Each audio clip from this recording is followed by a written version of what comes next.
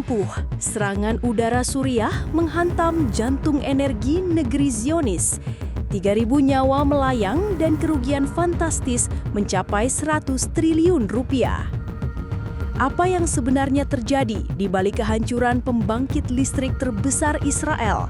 Siapa mastermind di balik operasi militer paling mematikan di Timur Tengah dalam 2 dekade terakhir? Pukul 02.48 dini hari, keheningan wilayah Gurun Negev pecah oleh ledakan beruntun. 7 rudal balistik jarak menengah menghantam kompleks energi Dimona, pembangkit listrik termonuklir terbesar di Israel. Serangan itu begitu presisi, menghancurkan reaktor pendingin utama, tangki cadangan bahan bakar, dan sistem distribusi yang mengalirkan listrik ke lebih dari 70% wilayah Israel. Dalam hitungan menit, kota-kota besar seperti Tel Aviv, Beersheba, dan bahkan sebagian Yerusalem terjerumus dalam kegelapan total. Lebih dari 3.000 warga sipil dilaporkan tewas. Mayoritas korban adalah teknisi, pekerja malam, dan penduduk yang tinggal dalam radius 15 km dari pusat ledakan. Rumah sakit setempat lumpuh karena kehabisan daya cadangan. Api menjalar selama lebih dari 14 jam sebelum akhirnya padam. Tim SAR menemukan puluhan tubuh hangus terbakar di ruang kendali dan bunker bawah tanah fasilitas tersebut. Kementerian Energi Israel mengakui ini adalah bencana energi terbesar dalam sejarah negara ini.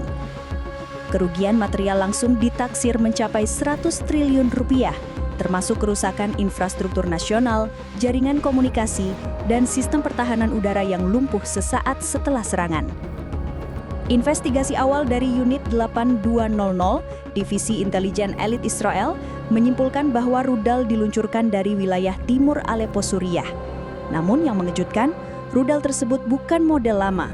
Mereka adalah varian baru dari sistem Maisalun 5, senjata balistik berbasis teknologi Iran yang sebelumnya belum pernah digunakan dalam konflik nyata.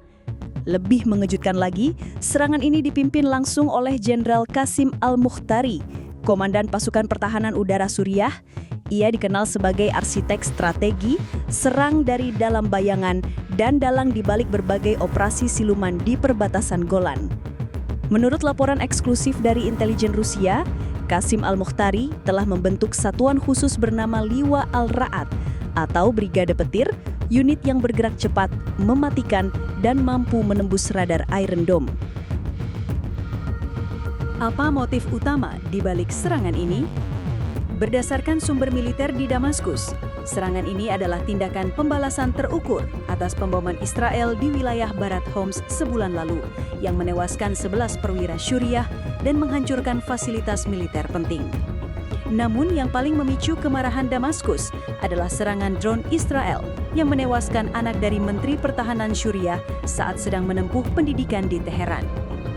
Qasim Al-Mukhtari menyusun serangan ini selama 21 hari, menggunakan unit cyber untuk mengacaukan sistem radar Iron Dome, dan waktu peluncuran dipilih saat pergantian shift malam saat kesiagaan pertahanan udara berada di titik terendah. Dewan Keamanan PBB mengadakan sidang darurat. Amerika Serikat mengutuk keras serangan tersebut, namun enggan memberikan dukungan militer langsung karena tidak ingin eskalasi meluas ke kawasan Teluk. Iran, di sisi lain, menyebutnya sebagai kemenangan strategis perlawanan.